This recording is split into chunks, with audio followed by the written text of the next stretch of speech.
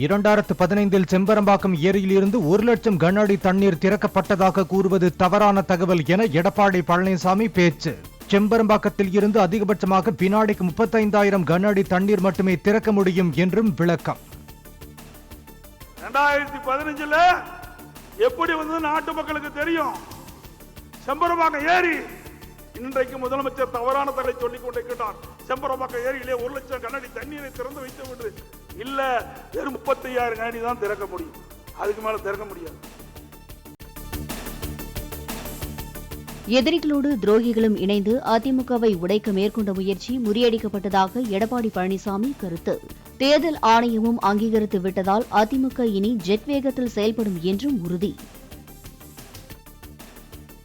நம்ம எதிரிகளோடு கைகோத்து துரோகிகளும் இணைந்து கொண்டார்கள். இருவரும் சேர்ந்து இயக்கத்தை உடைக்க எவ்வளவோ முயற்சி செய்தார்கள். அத்தனையும் உங்களுடைய துணையோடு இருவரும் தலைவருடைய அருள் ஆசியோடு வென்று காட்டினோம். ஒவ்வொரு முறை பொதுக்குழு நடைபெறும், அப்பொழுது நடைபெறுகின்ற பொழுதெல்லாம் ஒரு உணர்வுபூர்வமாக நீதிமன்றத்திலும் நீதி வென்றுவிட்டது. அதேபோல தேர்தல் கமிஷனிலும் நமக்கு அங்கீகாரம் கிடைத்துவிட்டது. இனி அனைத்து இந்திய அண்ணா திராவிட முன்னேற்ற கழகம் ஜெட் வேகத்திலே செயல்படும். பொருளாதார இழப்பால் பாதிக்கப்பட்ட அனைவருக்கும் வெள்ள நிவாரணம் வழங்க தமிழக அரசை வலியுறுத்தி அதிமுக பொதுக்குழுவில் தீர்மானம். சென்னை வானகரத்தில் நடைபெற்ற பொதுக்குழு கூட்டத்தில் மொத்தம் 23 தீர்மானங்கள் நிறைவேற்றம். காவிரி முல்லை பெரியாறு பிரச்சினையில் தமிழக அரசு உரிய நடவடிக்கை எடுக்கவில்லை என கூறி அதிமுக பொதுக்குழுவில் கண்டன தீர்மானம். சட்டப்பேரவை நடவடிக்கைகளில் எதிர்க்கட்சித் தலைவர் பேச்சை ஒளிபரப்பாமல் இருட்டடிப்பு செய்வதாகவும் கருத்து.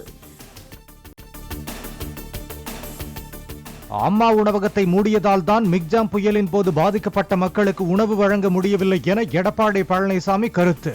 மிக்ஜாம் பாதிப்பில் பாடம் கற்றுக்கொண்டு முன்னெச்சரிக்கை நடவடிக்கை எடுத்திருந்தால் தென் மாவட்டங்களில் அவதி ஏற்பட்டிருக்காது என்றும் பேச்சு.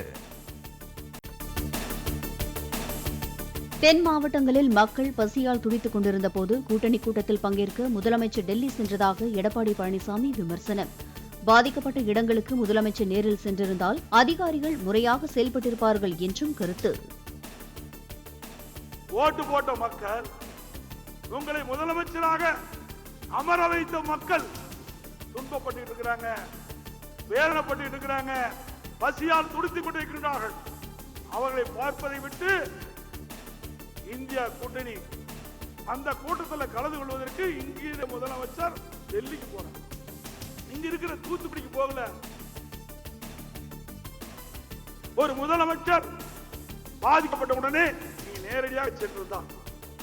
அங்கே இருக்கின்ற அதிகாரிகள், அமைச்சர்கள் வேகமாக துரிதமாக செயல்பட்டு பாதிக்கப்பட்ட மக்களுக்கு தேவையான உதவிகளை செய்திருப்பார்கள். மக்கள் அந்த துன்பத்திலிருந்து மீட்டெடுக்கப்பட்டிருப்பார்கள். அதை செய்ய தவறிய முதலமைச்சர் தான் இன்றைக்கு முதலமைச்சர் என்பதை இந்த நாட்டு மக்கள் இன்றைக்கு பார்த்துக் கொண்டிருக்கிறார்கள். டெல்லியில் பாரத் மண்டபத்தில் பிரதமர் மோடி முன்னிலையில் நடைபெற்ற வீர்பால் திவஸ் நிகழ்ச்சியில் வீரதீர சாகசங்கள்.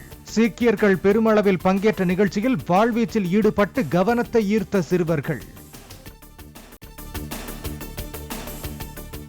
வீர்பால் திவஸ் அனுசரித்து சீக்கிய இளைஞர்களின் தியாகத்தை உலகிற்கு தெரியப்படுத்தியதற்காக பிரதமர் மோடிக்கு சீக்கிய சமூகத்தினர் நன்றி. அமெரிக்கா, துபாய், கிரீஸ் உள்ளிட்ட பல நாடுகளில் வாழும் புலம்பெயர் சீக்கியர்கள் சார்பில் வீர்பால் திவஸ் அனுசரிப்பு. இந்தியா நோக்கி வந்த வணிக கப்பல்கள் மீது ட்ரோன் தாக்குதல்கள் நடத்தப்பட்டதன் எதிரொலி. அரபிக்கடல் பகுதியில் 3 போர் கப்பல்களை ரோந்து பணியில் ஈடுபடுத்தும் இந்திய கடற்படை. தூத்துக்குடி மாவட்ட வெள்ள பாதிப்புகள் குறித்து மாவட்ட ஆட்சியரகத்தில் அதிகாரிகளுடன் மத்திய அமைச்சர் நிர்மலா சீதாராமன் ஆலோசனை. மத்திய அமைச்சர் எல் முருகன், தமிழக நிதியமைச்சர் தங்கம் தென்னரசு, திமுக எம்பி கனிமொழி உள்ளிட்டோர் பங்கேற்பு. தூத்துக்குடி குறிஞ்சி நகரில் வெள்ள பாதிப்பு தொடர்பாக ஆய்வு செய்தார் மத்திய நிதியமைச்சர் நிர்மலா சீதாராமன். கோரம்பள்ளம் குளம் உடைப்பு, அந்தோணியார்புரம் சாலை உடைப்பு ஏற்பட்ட பகுதியையும் பார்வையிட்டார். நெல்லை, தூத்துக்குடி மாவட்டங்களில் வெள்ளத்தால் பாதிக்கப்பட்டவர்களுக்கு நிவாரணத் தொகைக்கான டோக்கன் விநியோகம் துவங்கியது. வரும் 29ஆம் தேதியிலிருந்து ரேஷன் கடைகளில் நிவாரணத் தொகையை பெற்றுக் கொள்ளலாம் எனவும் அறிவிப்பு. கிழக்கு திசை காற்றின் வேக மாறுபாடு காரணமாக ஜனவரி 1 வரை தமிழகத்தில் ஒரு சில இடங்களில் லேசானது முதல் மிதமான மழைக்கு வாய்ப்பு. 29, 30ஆம் தேதிகளில் கடலோர மாவட்டங்களில் ஒரு சில இடங்களிலும் உள் மாவட்டங்களில் ஓரிரு இடங்களிலும் மிதமான மழை பெய்யக்கூடும் என்றும் வானிலை மையம் தகவல். சுனாமியில் உயிரிழந்தோரை நினைவில் ஏந்தி இயற்கை பேரிடர்களை எதிர்கொள்ளும் வகையில் கட்டமைப்புகளை உருவாக்குவோம். தமிழ்நாட்டை மீளா துயரத்தில் ஆழ்த்திய ஆழி பேரலையின் 19ஆம் ஆண்டு நினைவு தினத்தையொட்டி எக்ஸ் தளத்தில் முதலமைச்சர் மு.க.ஸ்டாலின் பதிவு. வெள்ளத்தால் பாதிக்கப்பட்ட தென் மாவட்டங்களைச் சேர்ந்த பள்ளி மாணவர்களுக்கு ஜனவரி 2ஆம் தேதி முதல் புதிய பாடப்புத்தகங்கள் விநியோகம். ஒத்திவைக்கப்பட்ட அரையாண்டு தேர்வுகளை பள்ளிகள் திறந்த பின் நடத்த திட்டமிடப்பட்டுள்ளதாகவும் அமைச்சர் அன்பில் மகேஷ் விளக்கம். சிஎம்டி ஒரு வார்த்தை கேட்டு தான் பண்ண முடியும். ஏன்னா இப்போ உங்களுக்கே தெரியும், ஆஃபீல் எக்ஸாம்னு வரும்பொழுது அதை நம்ம கிளாஸில் நடத்திட்டோம். நீங்கள் சொல்கிற மாதிரி இந்த 7ஆம் தேதி நடக்கிறதுக்கு அவங்க தங்களை தயார்படுத்திக் கொள்ள வேண்டிய ஒரு சூழ்நிலை இருக்குது என்று சொல்லுவோம். அதை நம்ம டிஸ்கஸ் பண்ணிவிட்டு நம்ம உங்களுக்கு கால் எடுத்துக்கலாம். எண்ணூர் எண்ணெய் கசிவால் பாதிக்கப்பட்ட பகுதியில் நடந்த மருத்துவ முகாமில் பங்கேற்ற அன்புமணி காய்ச்சல், இருமலால் பாதிக்கப்பட்டவர்களுக்கு சிகிச்சை அளித்தார். எண்ணூர் எண்ணெய் கசிவு குறித்து ஓய்வு பெற்ற நீதிபதி தலைமையில் விசாரணை குழு அமைக்கப்பட வேண்டும் என அன்புமணி வலியுறுத்தல். எண்ணூர் கிரீக் பாதுகாக்கப்பட்ட சதுப்பு நிலம் என்ற பசுமை தீர்ப்பாய உத்தரவை அமல்படுத்தவில்லை எனவும் குற்றச்சாட்டு.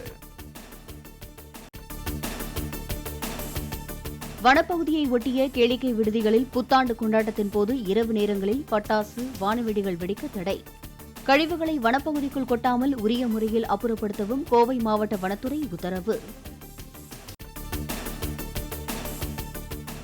கோச்சடையான் படம் தொடர்பான 6 கோடி ரூபாய் கடன் மோசடி வழக்கில் பிடிவாரண்ட் பிறப்பிக்கப்பட்ட விவகாரம்.